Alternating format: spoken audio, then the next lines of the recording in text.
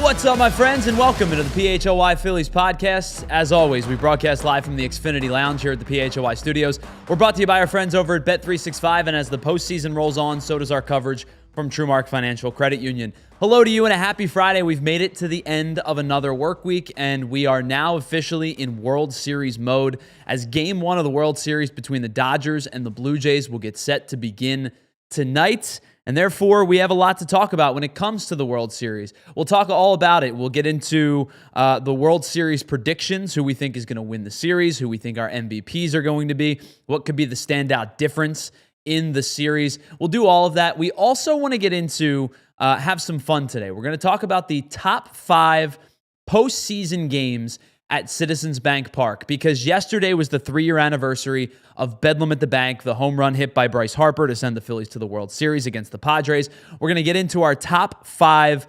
postseason games at Citizens Bank Park. Later in the show, we're going to do our Remember Me segment. We didn't get a chance to do it on Wednesday, so we'll do it on Friday. We also have our weekly Friday Phillies Trivia, and we want to talk about something not baseball related, because we're in that spot in the postseason and the offseason now where we can have some fun. And I want to talk to you about a beer that was brewed by a pretty well-known company that is going to knock you down literally. We'll talk about it all on the PHLY Phillies podcast. Hello to you all. I'm Tyler Zulli. Andrew Frazier is producing today's show. We're going to be joined by Jamie Lynch at about 12:40, 12:45 today for some fun. He'll join us with Remember Me. He'll join us with the trivia. We'll talk about that beer. We're going to have some fun on this Friday afternoon because there's no Phillies baseball, and we have to sit here and watch the Dodgers play in Game 1 of the World Series tonight.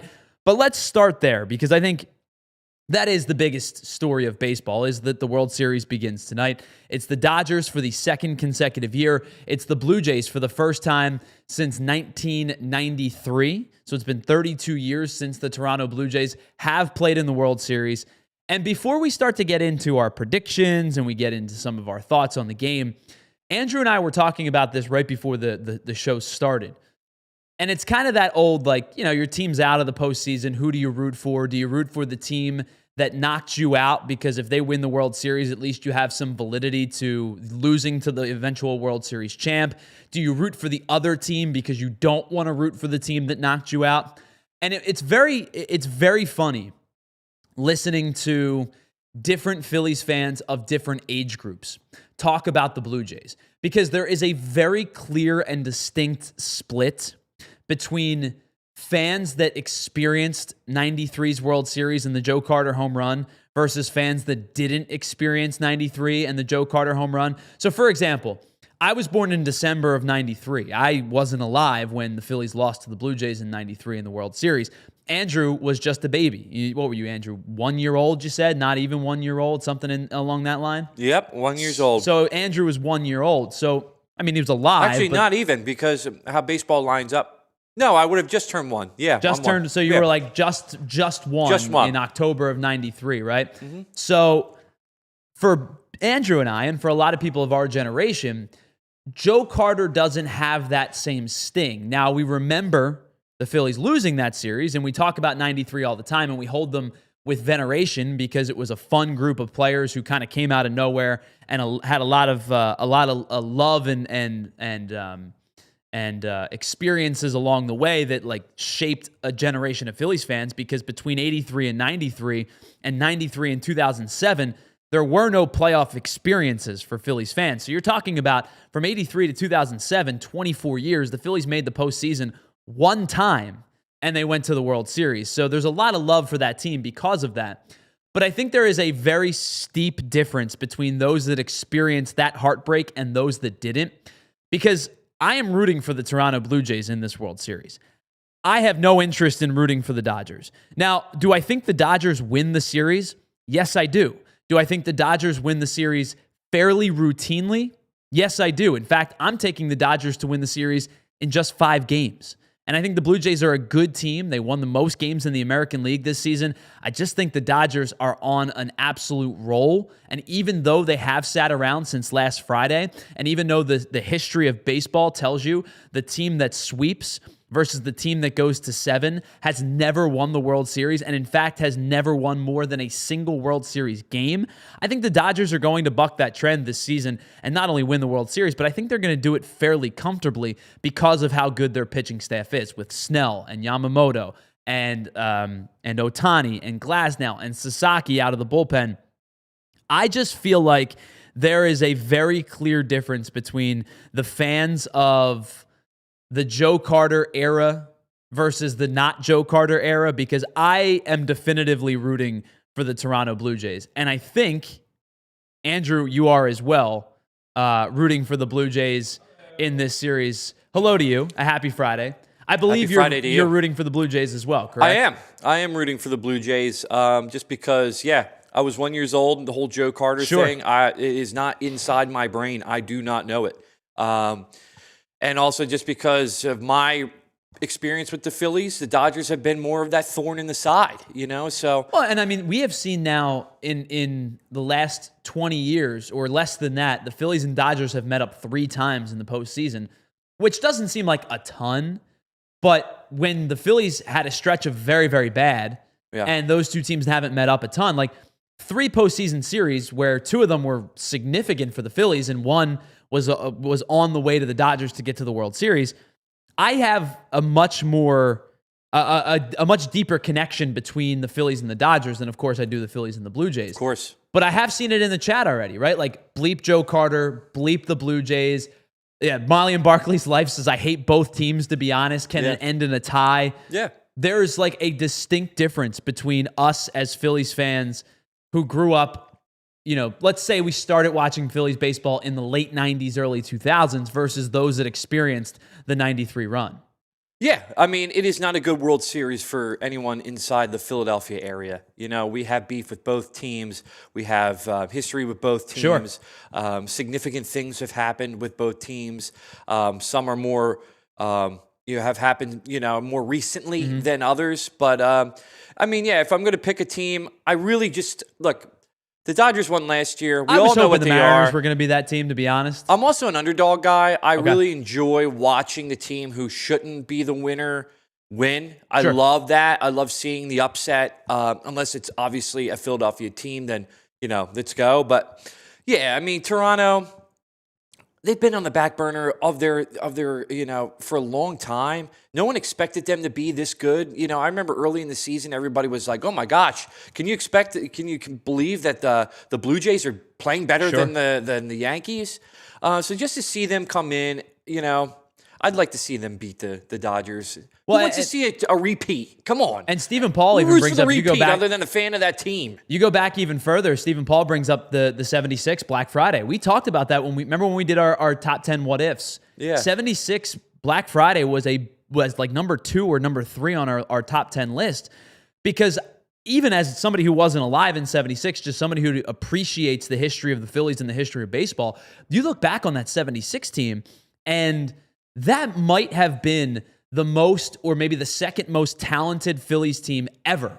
That 76 team was elite. Schmidt was great. Lazinski was great. Pitching was excellent. And that 76 team not only didn't win the World Series, but didn't even get to the World Series. Like, I think about them, and I think about 2011, where the Phillies lose to the Cardinals 1-0. Like, those are, to me, the biggest what-ifs in Phillies history. So Phillies-Dodgers has a history and a track record. And I know that Phillies-Blue Jays has that sting of Joe Carter, but I look at the Dodgers, and I've always kind of also had the mentality of, if it's a National League team and an American League team, the likelihood is I'm going to root for the American League team, because the National League team has a closer feel to me as a Phillies fan. Sure. Now, if it were to be Yankees, let's say it ended up being like Yankees-Brewers, I probably would have rooted for Milwaukee. Yeah. Like, if it would have ended up being the Yankees are the big one, obviously, in the American League. But, like, let's say Houston made the postseason. I'm tired of Houston at this point. I think a lot of people are, even though I think I don't have as big of an issue with the scandal as some people do. But, like, if it was Houston and trash can banging? Yeah, exactly. If it was like Houston and, I don't know, whoever, I probably might have gone National League. But more times than not, I tend to skew rooting for the American League team, because of the closeness to the National League team, especially when the Phillies are in the postseason. Like the year the Phillies got eliminated in the CS to the Giants, I rooted for Texas. The year that they lost in the DS to the Cardinals, I rooted for the Red Sox. Of course, you can't root for the team that took you out. Right. That's also another thing here is like, why are you rooting for the Dodgers? They beat the Phillies. I have no interest in rooting for the Dodgers. Why would we want them to win? They beat the Phillies.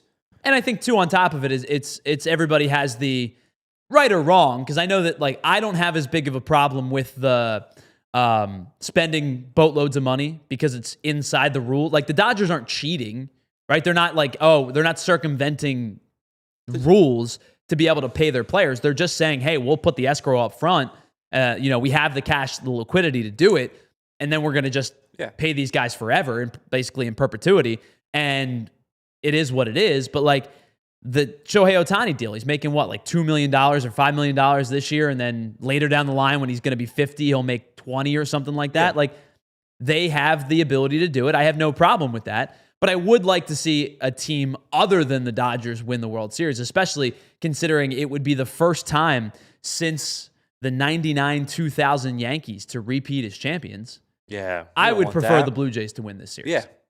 Yeah. And now, they have a chance. I mean, the Blue Jays have a chance. 40% of bad teams still win games in the MLB. So it's not like this is like a foregone conclusion that like, the Dodgers are going to wipe them. Like, is that more the reality? Sure, Jays. And they put up a fight, and there is a chance that they can beat them. Well, this is a good offense, this Blue Jays team, especially up top, especially if they do get Bo Bichette back. And he is playing, I believe. Can he play the field? I don't know. Does that mean they have to have him DH and move Springer to the outfield? Possibly. I don't know what their plan is going to be. But having his bat in the lineup, especially if he's going to hit two, where you could go Springer, Bichette, Vladdy. Yeah. You're going to be able to move everybody else down one. You can move Kirk down one. You can move Lucas down a couple and put him in a good spot. You can move Ernie Clement down. Yeah. It's a good lineup. And let's take a look at the numbers, because the thing that jumps out to me, these are all the postseason numbers from these two teams. And the thing that jumps out to me for the Blue Jays is, Andrew, they're hitting .296 as a team this postseason. It's by far the best average of all of the teams that played in at least two rounds of the playoffs. So here's the tale of the tape.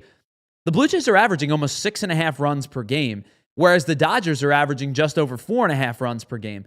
The difference, the big difference, obviously, and it's why the Dodgers are 9-1 in this postseason, is the starting pitching ERA. That's a 1.4. That is absurd.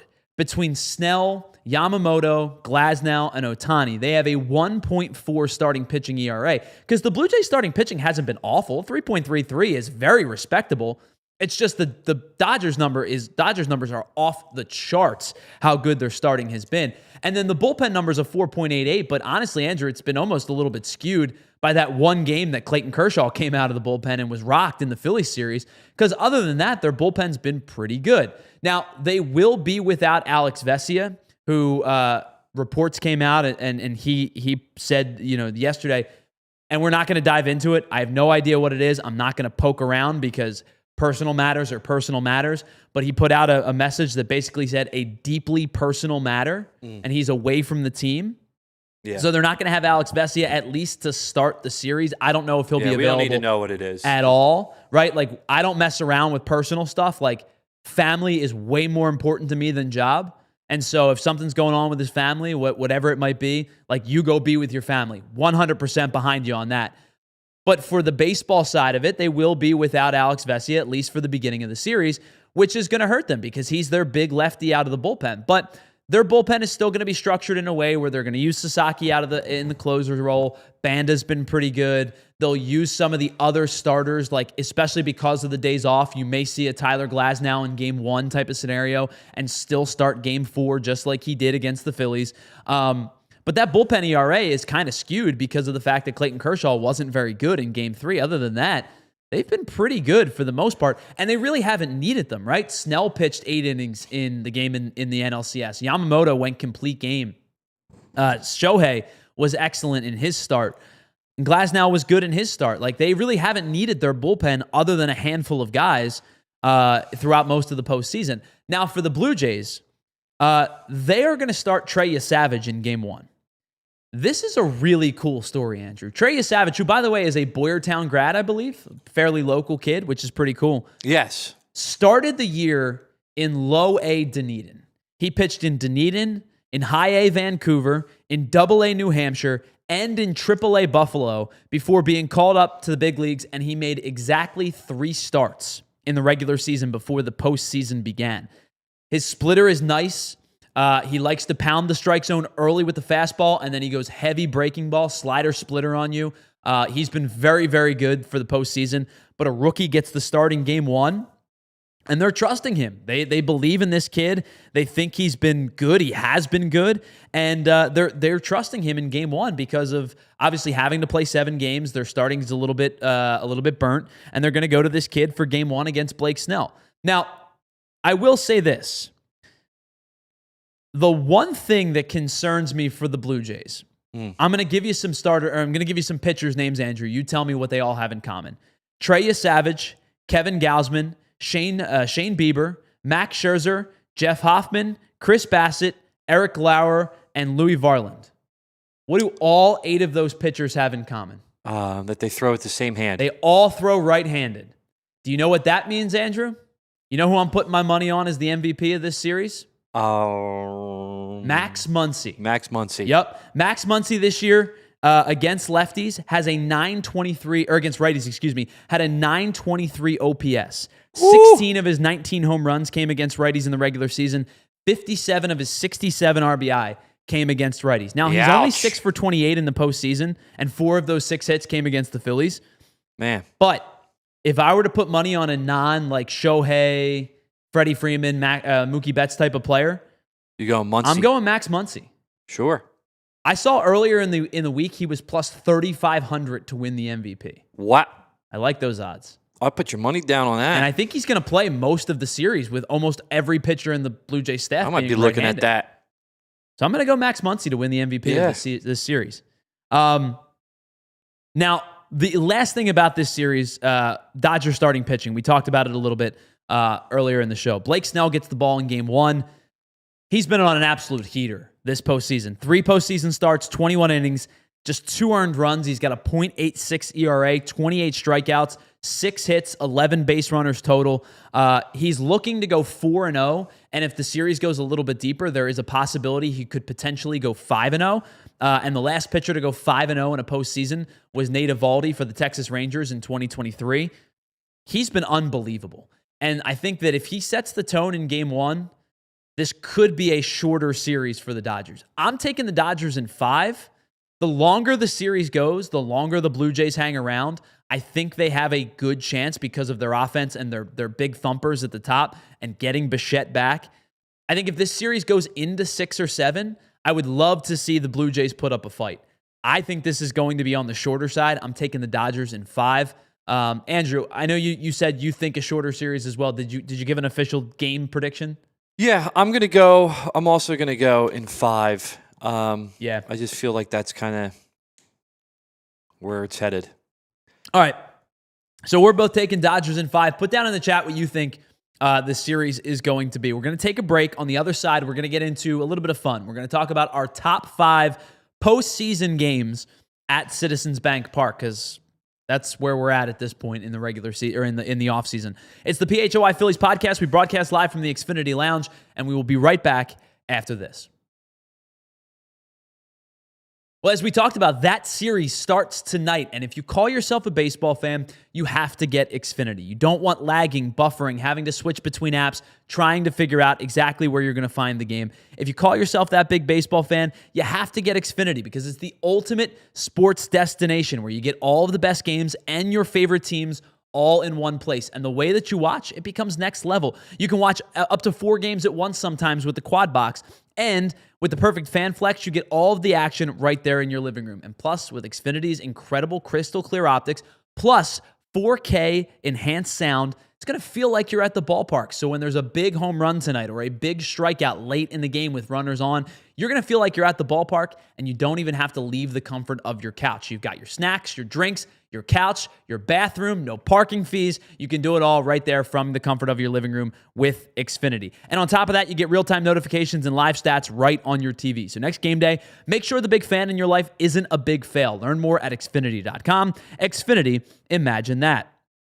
All right, while we're here, let's talk about our friends over at Bet365, because whatever the moment, it's never ordinary at Bet365, and find out why 90 million users worldwide have teamed up with Bet365, the pioneers of live in-game betting. Lines change all the time. Remember back into the series between Philly and LA, where the lines were constantly changing because teams weren't scoring runs. 7.5 games were opening at, and by the time the games were over, they were getting to 3.5 in some spots, and you were getting incredibly favorable odds on that over-under number because you live in-game bet. You can do it across 78 different sports and live stream 780,000 events each and every year. So how about this? New users right now, head on over to Bet365, download the app, create an account, use the promo code PHLY365, deposit $10, place a bet for $5, and you'll get $200 back in bonus bets, whether your bet wins or loses. You can use that bonus bet money on spreads, totals, player props, futures, and so much more. You find out why it's never ordinary at Bet365.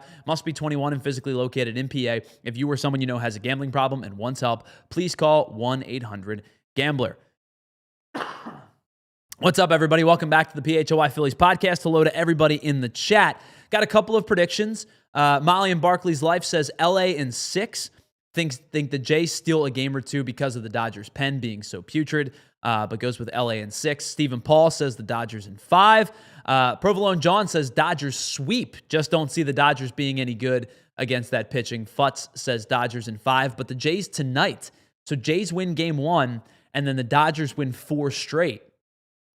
That would be interesting. So obviously, with the fact that the Blue Jays had the better record in the regular season, games 1 and 2 will be in Toronto. 3, 4, and 5 will be in LA. So what Futz is saying is the Jays win game 1 in Toronto, and then the series does not come back to Toronto.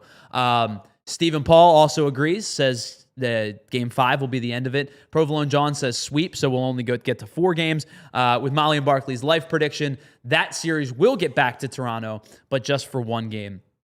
Andrew and I both take the Dodgers in 5. Mm-hmm. All right, let's have some fun, because it's a Friday, and we're kind of still a little bit bummed out about the Phillies not making a deep run. But yesterday was the 3-year anniversary of Bedlam at the Bank. Remember when baseball was fun? 3 years, wow. Remember when baseball was fun, Andrew? Oh, man. Pepperidge Farm remembers. Yeah. Yeah, 3 years ago. Remember? I remember. Does it feel to you like simultaneously it was 3 weeks ago and also 300 years ago? Oh, man. Like, I remember that feel day, 3 years ago. I could tell you exactly where I was when that moment happened. Same. And it also feels like it was an eternity ago. Yeah. With the way the Phillies have bowed out the last 2 postseasons. Funny story. So I was watching that show with, watching that game with some people, Mm-hmm. And we're all sitting together and we're watching it and whatnot. And of course, it was raining that day. Yep. That was the game that was raining. And ESPN app, it's always ahead because if you're depending on what you're watching it on. Yeah. So no one knew that I had it on there. So I knew when scoring was going to go. Sure. Was going to happen. So it was a little bit kind of, spoiled for me.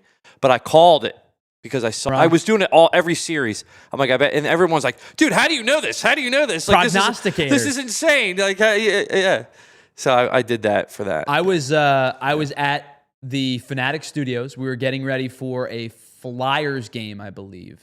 I was producing the game and setting everything up. And I was in our game production studio, and there was a show going on. And I went nuts. I was pounding on the glass. And Dee Lynam was hosting at the time. And Dee looked at me, and she hadn't seen it yet. And she was just like, well, something crazy just happened because Tyler's going nuts. And I was freaking out in this little production studio that we used to run the games out of. I'm sure, yeah. So I decided to come up with my top 5 postseason games at Citizens Bank Park. We'll start at number 5.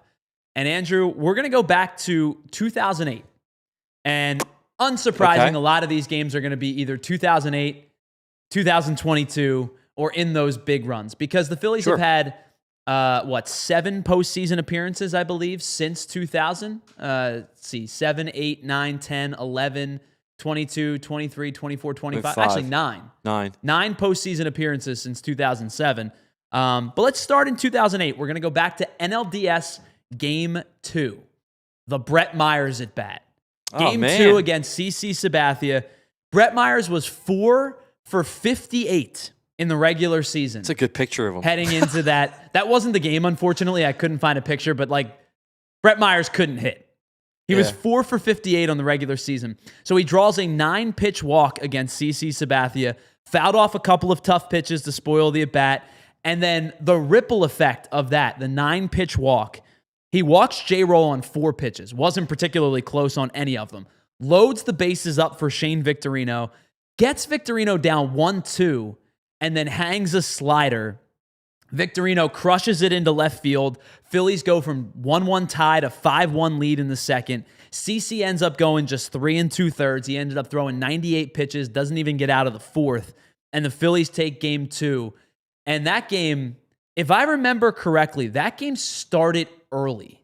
It was like a 3 o'clock afternoon start, I'm pretty sure. Because I remember running home from school to watch the game. Mm-hmm. And I remember Brett Myers at bat, and I was watching the replay of it today. The fans were going nuts. Were you in high school? I would have been a freshman in high school, yes. Yeah, I remember. I remember the fans were going nuts, and the broadcasters were like, I don't think you've ever seen a standing ovation for foul balls before. But Brett Myers couldn't hit.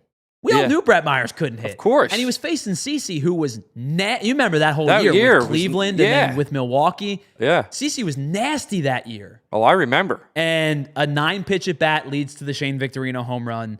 That one was a whole lot of fun. That was a lot of fun. That was just that whole run, 2008. Just every series, it really just was probably one of the best, in my mind, one of the best moments in Philadelphia Phillies history. Yeah. First World Series appearance. We'll get to that a little later. Spoiler alert, we'll get to that, right? So, Ray, Victorino's Grand Slam is in this same game. That's right. So, the walk leads to a J-Roll walk, which leads to the Victorino Grand Slam. Yeah. It was a fun same sequence. inning. Same inning, yep. Yeah. Let's get to number 4. Let's go to NLCS Game 4, 2009. Now, the call on the TV was good. The call on radio was great by Scott Fransky. Now, you will always remember the line, they have done it to Broxton again. Phillies walk off the Dodgers in the bottom of the 9th. So Phillies go into this inning down 4-3 in the 9th with Jonathan Broxton on the mound. And remember, they had beaten Broxton the year prior in the NLCS with the Matt Stairs home run, and Broxton was clearly rattled by the Phillies. So the Dodgers had a chance to take this game and tie the series 2-2. So Broxton gets the out to start the game. Raul Ibanez grounds out. Matt Stairs comes up to pinch hit.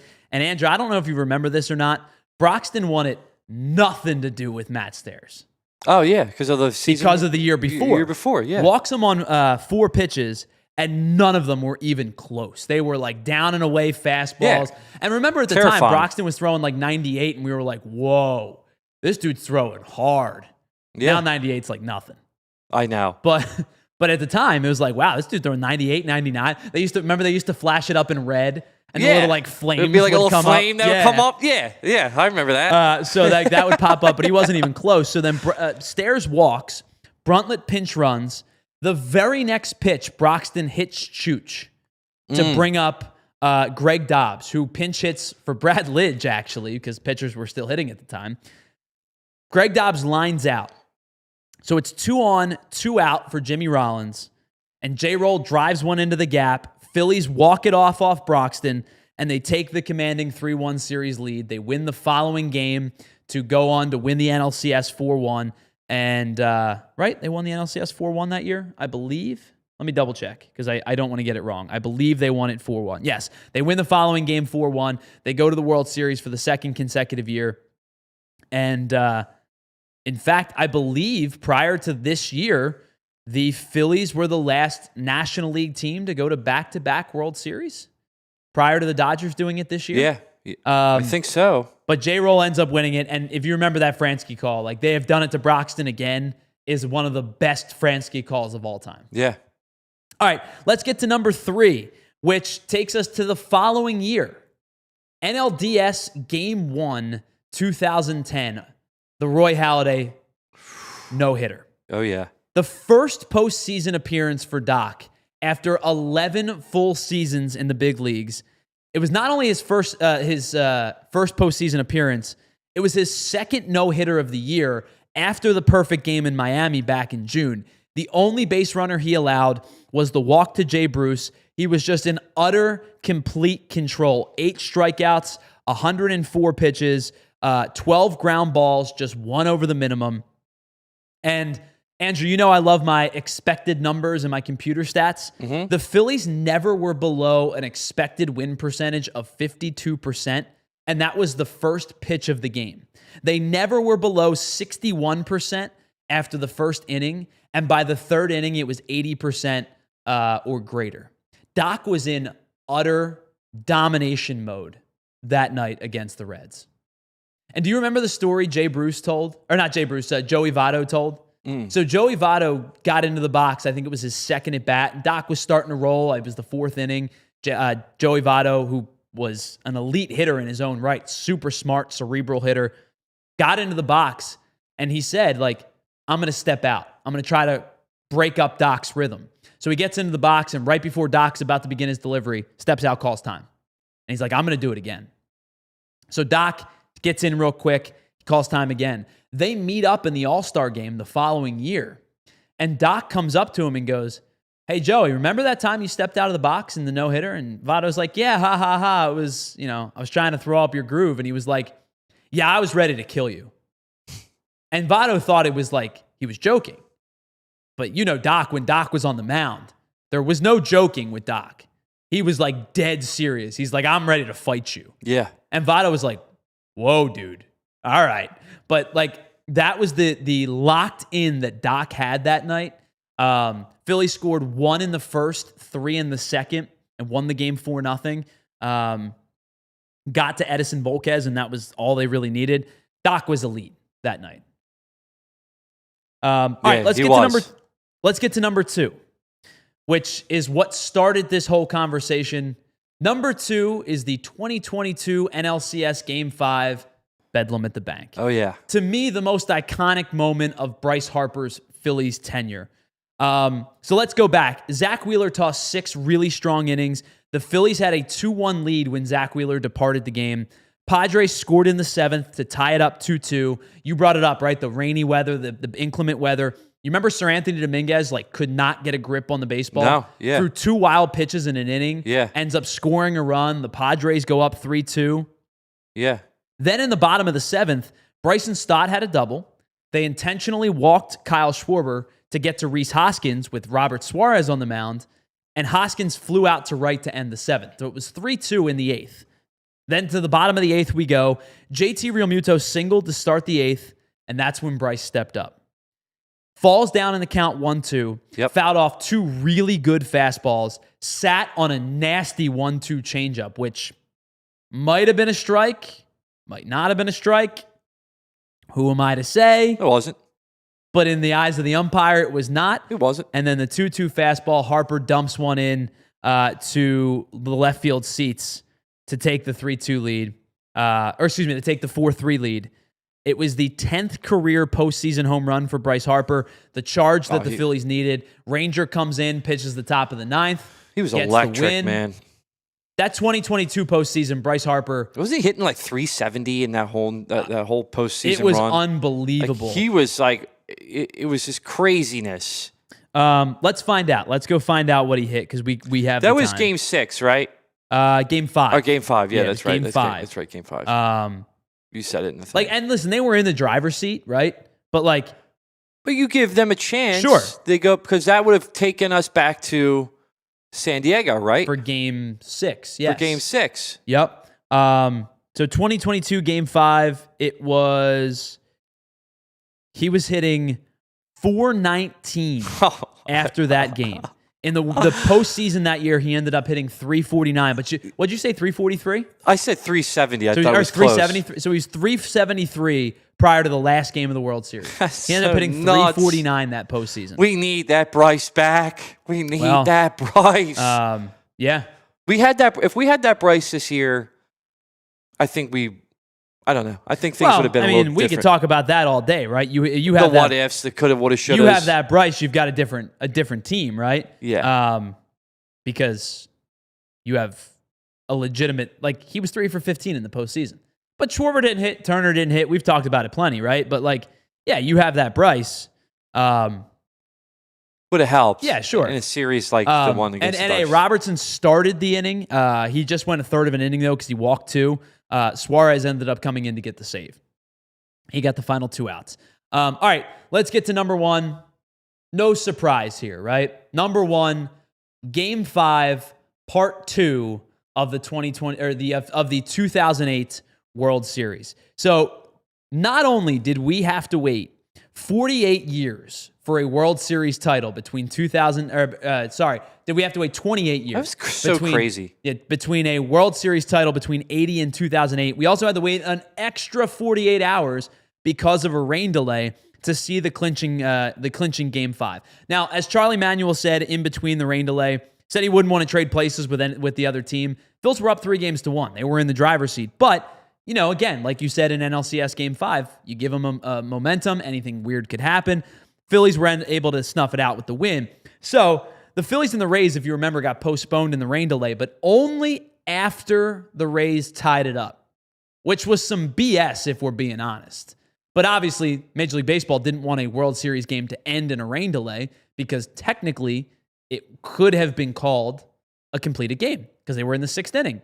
Could have technically been a completed game, but they didn't want that. That's not how they won a World Series to clinch. So the Rays tied in the 6th. Remember the puddles, and J-Roll was talking about the lights shining off of the puddles. He booted a ball that he would have made 999 out of 1,000 times.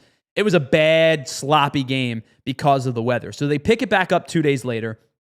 Jeff Jenkins with the leadoff double. Remember him pumping his fist at second base. He then scores on a base hit from Jason Worth to make it 3-2. Rays tie it back up on a Rocco Baldelli home run in the 7th. Then, later in the 7th, with a runner on second base and 2 outs, Akinora Iwamura hits one back up the box. That's where we get the Utley pump fake to first, fires it to home, gets Jason Bartlett at the plate. Man, I'm getting chills just talking about it. Gets Jason Bartlett at the plate, one of the most heady plays I've ever seen.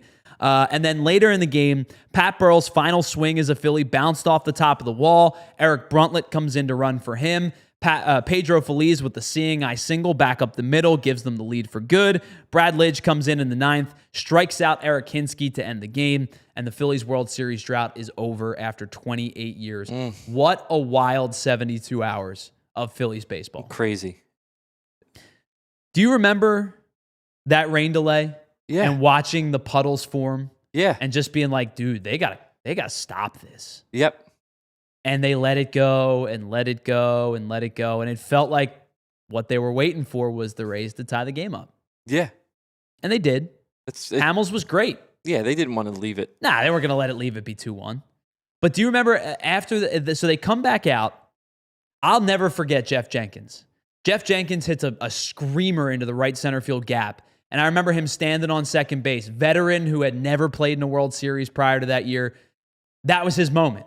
And I remember him fist pumping and being so juiced. And I'm like, dude, they're not losing this game. They're winning the World Series. And it was just like the culmination of an unbelievably fun season. Brad Lidge is perfect.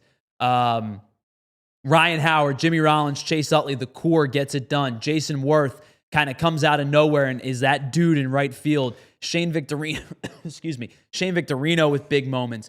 Chooch just loved it. It comes up with big postseason. Because remember, in game 3, Chooch hits that little dribbler down the third base line, and the Phillies win on the walk-off then. Joe Blanton, last pitcher ever to hit a home run in the postseason. Yeah. Or in the World Series, I should say. Just so many great, memorable moments. I sung the national anthem at the game. Did you really?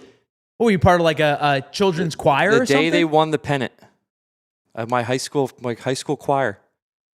We That's were awesome. We were there at the game the day they clinched the pennant to go into the playoffs, and we sang the national anthem. That's so cool. Yeah, so I got to be on the field and everything. It doesn't feel like it's been 17 years. No. But it's been 17 years since the Phillies have won the World Series. Yeah. In that time, the Dodgers, the Astros, the Braves, the Nationals, the Cubs, the Sox multiple times, the Cardinals, the Giants multiple times, the Tigers, the Royals have all won a World Series. Tigers won a World Series, right? No, the Tigers didn't win one. Anyone else we're missing? Who else we missing? That might be it. That might be it. Wasn't any weird. Still, it's a lot of teams. You said Astros, right? Astros, yep. Yeah, a lot Sox, of teams. 3, I think, right? Astros. Cleveland? No, Cleveland lost to the Cubs. Oh, Cleveland that's right. I always get Cleveland that has mixed the up. longest drought of teams that have won a World Series. I always get the Cubs and Cleveland series mixed up with the Royals and Mets. Yeah, Cubs. To me, Cubs in Cleveland was one of the best World Series ever. Yeah. I always get that mixed up. Dodgers, Rangers, Astros, Braves, Nationals, Red Sox, Cubs, Royals, Giants, Cardinals, Yankees. Since the Phillies have won the World Series. Yeah. Time to get another one. Oh, spend I time. could really use another World Series. Spend time. All right, let's pause. On the other side, Jamie Lynch is going to join us. We're going to have some fun. We'll get to Remember Me. We'll get to our trivia. We're going to talk about that beer. If you could show our top 5 one more time, Andrew, just for those at home. Our top 5 postseason games at Citizens Bank Park. Number 8, the Brett Myers Walk, 2008 NLDS Game 2. Number 5. Number 4, 2009 NLCS Game 4. They've done it to Broxton again. Number 3, Roy Halladay's no-hitter in the 2010 NLDS, 22 Bedlam at the Bank. And, of course, number 1, Phillies win the World Series. It's the PHLY Phillies podcast. On the other side, we'll check in with Jamie Lynch. We'll have some fun, and we'll do it all here on a Friday afternoon of the PHLY Phillies podcast. We'll be right back after this. All right, if your home needs a little TLC or you're thinking about taking that dream vacation, here's what you got to do. TrueMark Financial's HELOC Select is here for you, and it just got even better. Rates have dropped, so it makes it even more affordable to put your home's equity to work. So whether you need that new kitchen, your AC blew out and you need a new repair, maybe you want to knock out some debt, with a HELOC Select, you can access all of your cash all at once or just when you need it. It's total flexibility, just like a good game plan. So make it happen today by visiting one of TrueMark's 24 branches or head online 24/7 at TrueMark.com/PHLY to get in the game today. Federally insured by the NCUA, equal opportunity lender, NMLS number 404938.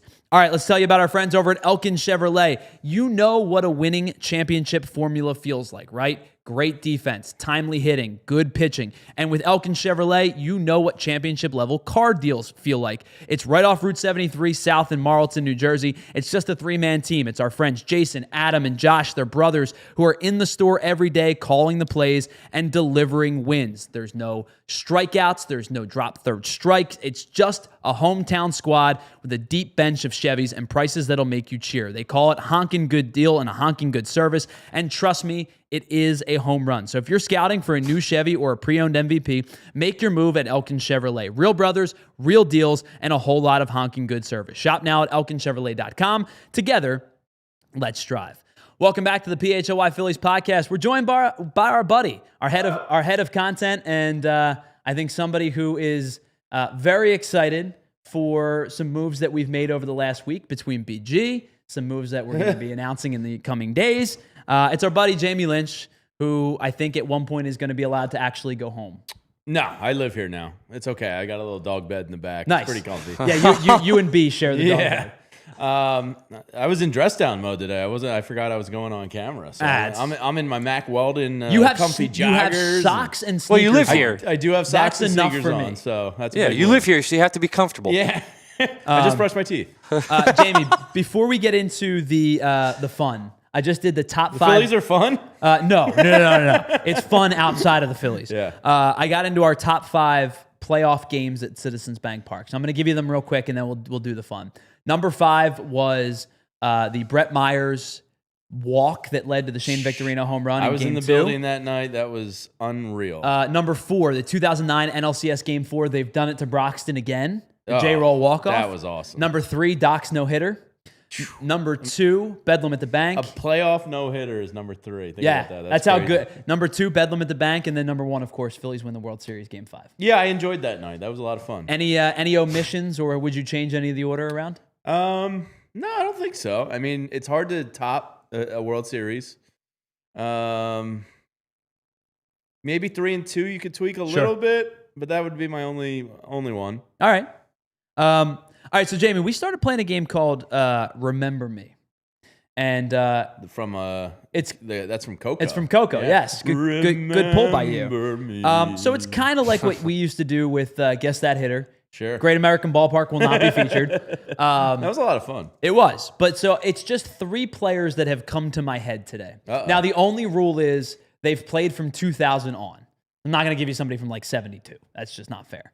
But Andrew... Wait, what'd you say on? 2000 on. 2000 on. So okay. Andrew, you and the chat are a team together. All right, what do you say, Ray and Futz and Molly and Barkley's Life and Steven? Let's go. Let's get a little. You guys are here. a team together. We're a team. So We I'm going to can do give you a silhouette with 3 clues. Uh-oh. And you got to figure out who it is. So Andrew, let's get to Remember Me, player number 1. No, I have Player to number say 1. Here we go. goodbye to Remember me. All right, this player, clue number 1, had a 12-year career, pitched for just 2 teams.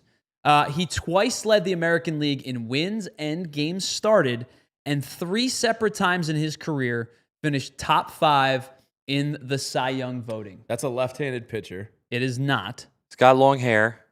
It is a righty. Oh man, Coming towards you. He's got long hair. He does have long hair. yeah. Is The it flow the is real. with Is it this the guy. long-haired? I think it is. What's that? Is it the long-haired pitcher? I think it is. You think it's Nola? It is not a 12 Philly. years. Has Nola been around for 12 years? No, it is not a Philly. Noah's also only played for 1 team. Oh, this is It's all baseball. All Yeah, it's baseball. all baseball. twice led the AL in wins. It is not Tim Lincecum. I was Ray going to say, Schumacher. is it Tim? Started, Tim. finished Good top guess, 5 but it is Cy not. Young It is not 3 Timmy Lincecum. times. Big time Timmy Jim. 12-year career. Twice led. A right hand. What years? Can you give us the time frame? Late 2000s to early 2010s. So like I'd say from like the 2005 to 2018-ish range, if I'm putting a ballpark estimate on it. Ooh. 150 career wins. Okay. Now, if you think about this guy, you'd be play? like, what's that? No, they don't still This guy play. does not still play. Did not throw hard. Had a kind of a funky delivery.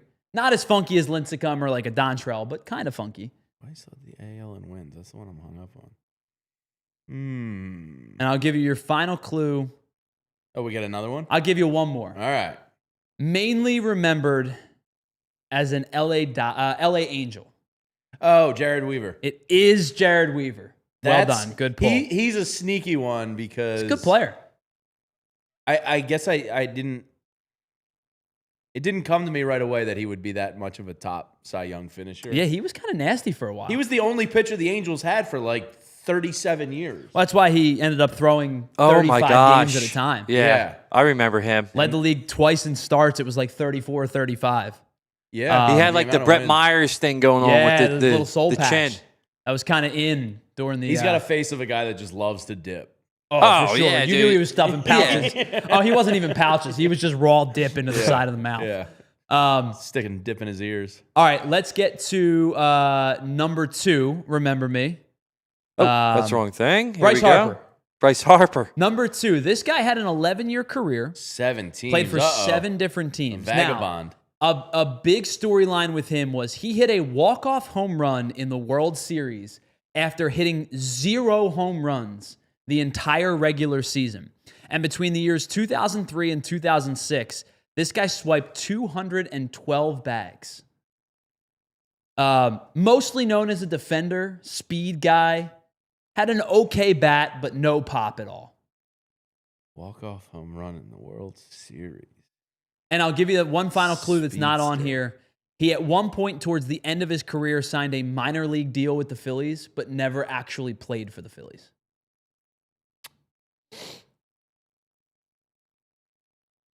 Not Juan Pierre played for the Phillies. Mm-hmm. Who's the other guy I'm thinking of? Juan Pierre was a good ball player, man. Yeah, very good. Yeah, Molly and Barkley's life. Also guess. Upton? Nope. That was Ray's guess. I like the shot there, Ray. Walk off. I always get hung up on that walk off on the World Series. I'll give you the World Series. White year. Sox? Yes. It is the year the White Sox won the World Series. Oh, man. White Sox.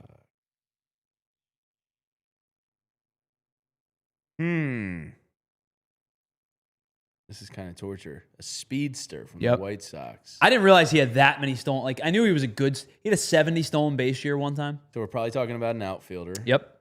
Center fielder mostly. It's not Aaron Rowand. Nope. Kenny Lofton played for the Phillies. It is not Kenny Lofton. We did him last week, actually. Did you? Yeah. Man, Andrew, chat, come on. I'm not. I am brain farting. I don't know. All right. Give the chat one more second. It's a tough one. White Sox is like my least knowledgeable team database. I feel that way about the Brewers. Oh, really? Yeah. Because White Sox, I got not like they're just not worthy of paying attention to outside of Sure. this 1 year. Yeah. And like I can't recall watching a ton of White Sox games that year. All right. I got nothing. This is Scott Podsednik. Oh my gosh. Wow. I don't think I would have gotten that. This is the unfortunate part about this game. Yeah. Where it's just three players that many come to my head. stolen Dude, he was a stolen base machine. And he had a walk-off in the World Series that year? And Yeah. he was like the first guy ever to hit a walk-off after not hitting a home run in the regular season. wild. Yeah. If I had to guess that to save my life, I'd be dead. All right, let's get to number 3. Excuse me. Number 3, this guy had a 12-year career, also only played for 2 teams. Evan Longoria. No, it is a third baseman. Yeah, I can tell by the stance. Best known as a Padre. And in 2012, he really went off, led the National League in RBIs and won the Silver Slugger.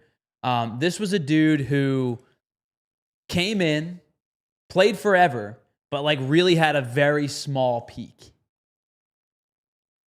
Oh, I have somebody in my mind. Who is that? The worst is when you like have an image in your brain and you just can't extract the name. Robin Ventura, Molly? No. Too early for... Punch Nolan Ryan would have been clues. So third base got his ass kicked by Nolan Ryan. Was he on the Padres in 2012? Yes. Was he also an Astro? He was not. It is not Ken Caminetti. Yeah. Chase. You're on the right spot. Headley? It is Chase Headley. Chase Headley? Yes. Wow. Well done, guys. Where did you pull that out of? It is Chase Headley. That was unbelievable. Out of my magic hat. Unbelievable pull. It is Chase Headley. What was the stat? He led the National League in RBI and won the Silver Slugger that year. That's crazy. Yeah. Wow. It's a pretty good player. Yeah. But like that was his peak. Huh. Chase Headley. He played with the Yankees at the end too.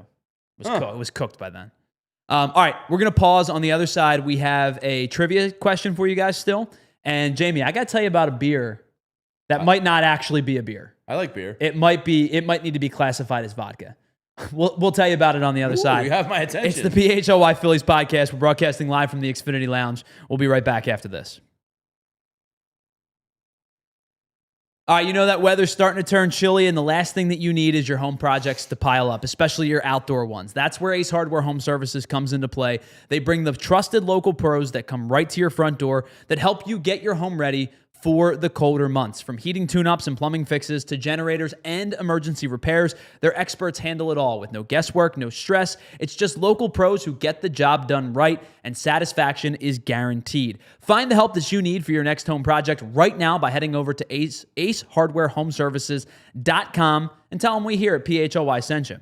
All right, and while we're here, let me tell you about Crooked Tea, because when you look at the back of a can, what do you see? Do you see words that you don't know what they mean or how to pronounce them or what they mean or how to understand them? Or do you see organic tea, zero sugar? Because if you see the first thing, put the can back. Because when you think about a hard seltzer, or a hard cider, or a hard tea, you want to know exactly what you're getting into. And that's where our friends over at Crooked Tea come in. It's real USDA organic tea with real flavors and zero sugar. No fake junk hiding behind the label. What you see is what you drink. So if you can't understand the ingredients on the back of the can, put it back. Go for Crooked Tea. You know exactly what you're going to get. And you know Philly recognizes real, right? Because we see through BS pretty quickly here in this city. And with BS drinks, don't go for it. Why drink the fake stuff? Get Crooked Tea. It's the only thing better, the only thing better, is a strip sack in the Super Bowl. So head on over to crookedtea.com to find a store near you. All right, we have a trivia question for you, Jamie. Welcome back to the PHLY Phillies podcast. Ray, we will get to Colby Rasmus one day. Because Colby Rasmus is a player that should have been way better than he actually was. I thought he was going to be elite. He also looked like he could have been a meth dealer, quite honestly. Like he's in one of the dark hearts from Task. Yeah. Let's get to our trivia question, and then I got to tell you about this beer. Jamie, Andrew, same thing. You and the chat together are a tandem. Bring it on. All right, here we go, chat. Here's your trivia question. Since 2007, the Phillies have appeared in 84 postseason games. Wow. It's a pretty good number, especially considering how dark the 2010s were, from 13 to 13 19. to 19 didn't exist. Yeah. So in those 84 postseason games, 19 different pitchers won at least one game for the Phillies. Wow. How many of those pitchers can you name? All right, 19. All right, we got to list them off. All right, so we got Aaron, Jamie Moore. could this start recent and then go down? Oh, I want to start old and get. You want to go old and then come? Yeah, okay. let's knock the old So ones Jamie out. Moyer. Jamie Moore. Jamie Moyer did not win any games for the Phillies What? in the postseason. Nope. Cole What? Hamels. Jamie Moyer did not. So Jamie Moyer pitched a really good game in the 08 World Series, but Didn't get the W. He didn't get the reliever got the W. All right, Cole Hamels. Cole Cole Hamels. Hamels is on there. In fact, Cole Hamels has the most wins of any pitcher from that era. He had 4 in 08, 1 in 09, 1 in 10, and 1 in 11. He has 6 of their wins. All right, let's go heavy B. Joe Blanton has 2 wins in the 2008 World Series, 2008 postseason. Did Brett Myers sneak in there? Brett Myers has 2 postseason wins in 2008. Are we doing just starters? No, No, it's everybody. a win. Whoever gets So the we got the official win. I feel like Scott Air snuck in there with Scott one. Air did not. No. Ryan Madsen? Ryan Madsen has 1. No, I'm sorry. Ryan Madsen has 2. There you go. 1 in 08. All right. Yeah. All right, well, let's go Cliff Lee, Doc Halliday. Cliff Lee has 4. Doc has 3. Let's go Pedro Martinez. Pedro does not have Roy? 1. What? Oswald? Roy Oswalt has 1. Yep. So from 2008 to 2011, you are currently missing 4 guys. JC Romero. JC has 2 in the World Series. Bang! There you go. In 2008. He was awesome. So you're missing 3 more from 09 and 10. 08, 09, and 10. Lidge was only save situation. Lidge has 1 win. He does? Yes. Okay. I believe he blew a save. You're right. And then got the win. It was the they've done it to Broxton again game. He got the win. Okay. So you got 2 more relievers and a starter from 08 to 2010. Kyle Kendrick? Not Kendrick. I'm going to rephrase that. Did you say... I'm going to give you one if you didn't. Did you guys say Brett Myers? I did. Okay, so Brett Myers is on the list. Okay. So you have 2 relievers left. Shoot. Scott Air, Romero. Not guys that come to your mind right away. One of these guys actually has 2. Antonio Bastardo does not have a postseason win, Ray. Good guess. Good guess. Great American Ballpark, yes. Who's the dumpy guy I'm thinking of? The dumpy guy. Yeah, it was like big and dumpy. So we said JC Romero. Yes.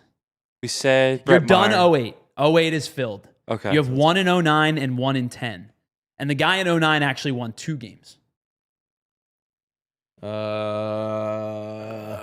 Any like 08 guys on 09 who won it? Mm-hmm. The guy in 09 won. The one that won 2? Not Hap. Nope, not Hap. Good guess.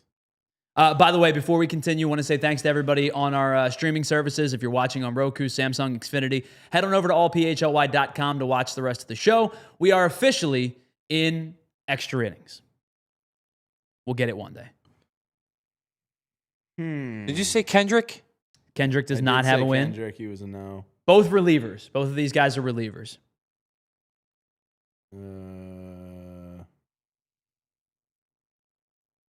Shoot. Man, I haven't thought about this bullpen. This is tough. Outside of the obvious ones. Right. In a long time. Who else we got in there? Is there a lefty we're missing? No, both righties. Air was Who is on that team? Both righties. Righties, Madsen. Romero was left. That's a pretty good two lefty combo there with Air and Romero. Yeah. Chad Durbin. Chad Durbin won 2 games in the 2009 postseason. Now the other guy I'll be super impressed if you get, because I think he only pitched 2 years. He's actually really good in 2010, but it's not a name you think about. Bastardo? No, nope, not Bastardo. Guessed that. Matson was guessed. And then after that, Pedro? You're done. Who? Pedro, we got. Nope, no Pedro. He didn't get a win. After you get this guy, you're done the 08 to 11 run. Okay. God. Oh man, I'm just like scratching my brain here trying to think of who's on that team. I feel like it's somebody from 2010. It is. It's the 2010 team. Did you say Carpenter? No, not. It's a great pull going Andrew Carpenter, but no, it's not. Andrew Carpenter. Wow. Joe Table. Ray Schumacher says Joe Mesa. No. Antonio Alfonseca. No. Contreras, the big sexy Cuban. Jose Contreras is the other one. Wow, yes, great well job, done. Molly in Barkley's life. Yes, it is up. Jose Contreras. All right, so now from here on out, you're 22, 23, 24, 25. 22, 23, 24, 25. All right. Okay, well, 22. We'll go Zach Wheeler. Zach Wheeler. Yep, Wheeler has 4. Aaron Nola. Nola has 5. Ranger. We'll go Ranger has 4. We'll go Christopher Sanchez. Sanchez does not have a win. What? Nope. Oh yeah, that's right. Because really, he's only pitched the last 2 years. Really, he pitched in 23 a little bit. Zach Eflin. Nope, no wins for Eflin. A couple saves, but no wins. Did Duran get the 1 win? Nope. Alvarado. Ranger got the win this year. Alvarado has a win. Yep. Does Sir Anthony? Sir Anthony has 2. Nice. So you're missing 2 in 22, 1 in 23, and 1 in 24. The guy in 23 and 24 is Who was the really skinny guy? Why am I blanking on his name? He was like so skinny. I always felt like he was going to get blown away. I know who you're thinking of. Oh, I know who you're thinking of. What's his name? Why am I blanking on his name? He's super skinny. He was like nasty the one year. Had a good changeup. Looked like he was like 100 pounds. Pitched with the Dodgers last year. Slender Man. Slender Man. Oh my gosh. What was his name? Why am Connor Brogdon. Connor Brogdon. It's not Connor Brogdon, but that's who you're thinking of. Yeah. So 2 guys you're missing in 22. 1 in Hector Neris? Nope, no Neris. Oh, good guess, Ray. Jeff Hoffman? Jeff Hoffman has 2 wins. He won 1 in 23 Molly, and the game in 24. So you're missing 2 more guys. And what years were they from? Both in 22. 2 more guys, 22. Who were the other? Robertson didn't have one. David Robertson won a game in 22. Yep. Wow. Okay. All right, good pull. Missing 1 more. This guy won twice in 22. Against fans either loved this guy or hated this guy. Was it the Red Bulls? Oh my God, was it Thor? Was not Syndergaard. Noah Syndergaard? Was not Syndergaard. Was not. Was it? That was his name. Who was traded him for Edmundo Sosa? Yeah. It is not him though. Matt Strom. Not Matt Strom. Lefty. Not Tanner. No, Tanner. Nope, Banks not wasn't Tanner here in Banks. 22. Man. Hefty. Who is it?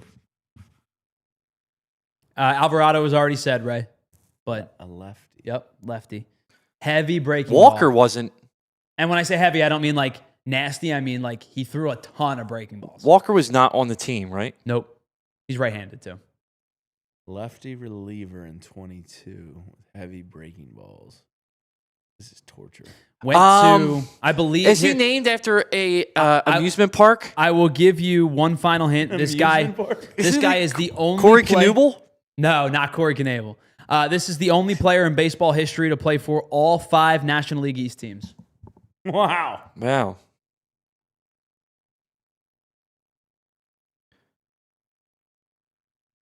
Wasn't Jared Hughes, was it? Nope. And No Hughes. Bailey David Falter? Herndon. Not Falter. David Herndon. No.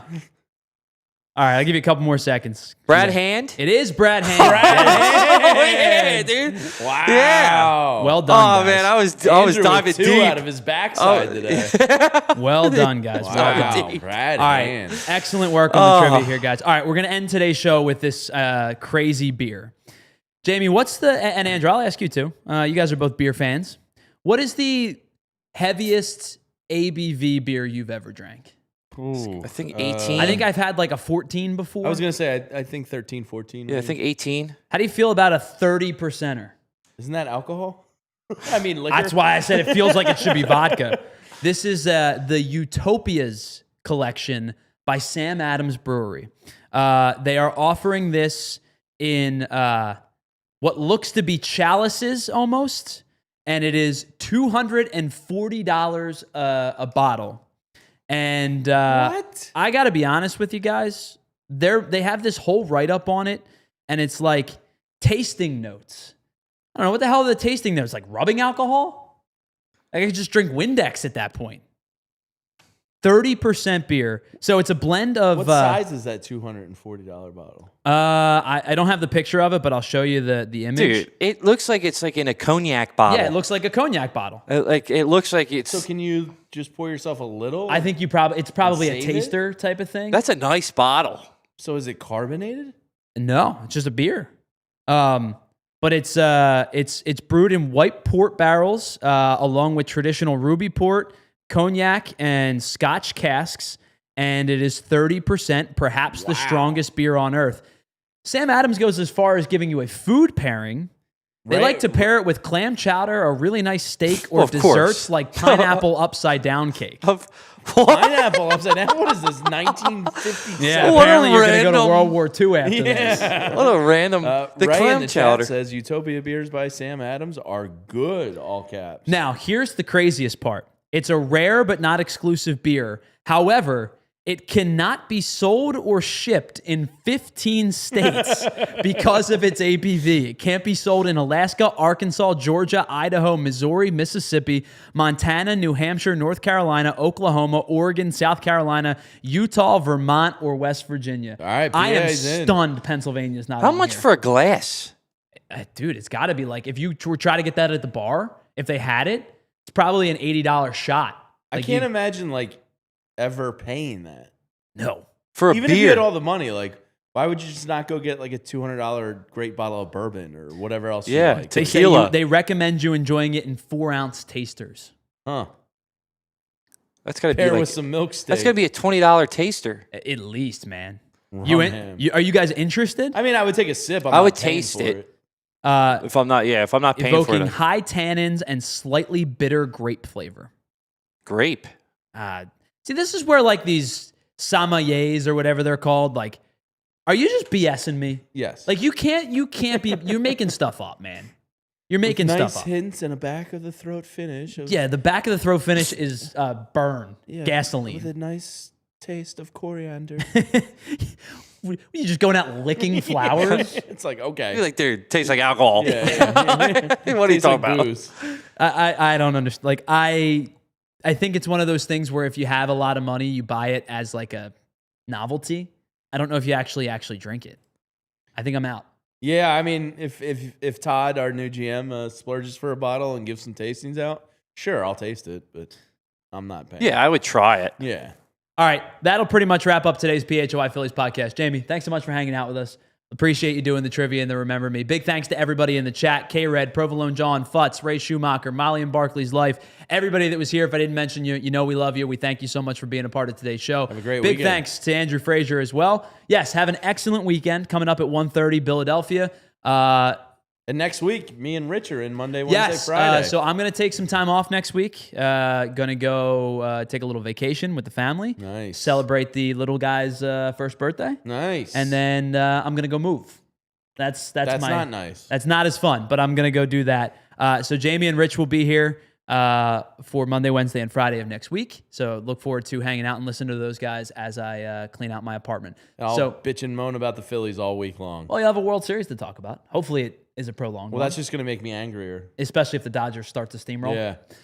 So big thank you to you, Jamie, for hanging out with us. Big thanks to Andrew Frazier for producing and co-hosting. And a big thank you to you for hanging out in the chat and watching today's show. Hit the like button and the subscribe button on the way out. Philadelphia comes your way at 1:30. Jamie and Rich will be back with you at noon on Monday. Until that time, have an excellent weekend. And we'll talk to you next week on the PHLY Phillies podcast. We all silly like the mayor.